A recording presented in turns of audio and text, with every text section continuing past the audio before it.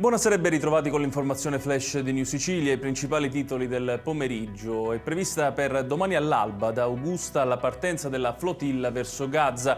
Dalla costa siracusana partiranno 18 barche con a bordo 150 persone, tra cui 2 parlamentari e 3 europarlamentari italiani che si riuniranno in mare con 6 imbarcazioni provenienti dalla Grecia e 10 dalla Tunisia. La missione umanitaria conterà un totale di circa 600 persone.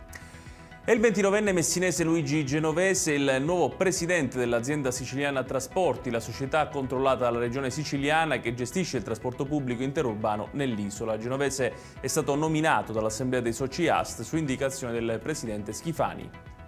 Il boss ergastolano catanese Giuseppe Salvo, 76 anni, noto come Pippo Carrozzeri, che era detenuto nel carcere di Opera, è morto in un ospedale della Lombardia dove era stato trasferito per l'aggravarsi del suo stato di salute.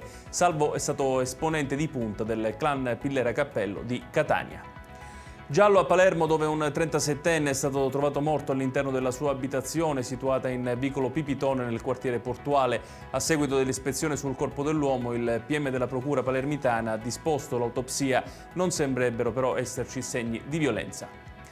Chiudiamo con il meteo. Dopo la breve parentesi di correnti umide che nelle scorse ore hanno portato in Sicilia addensamenti e rovesci, nella giornata di domani sull'isola tornerà l'alta pressione con tempo soleggiato su tutto il territorio regionale. Le temperature si manterranno sui valori estivi.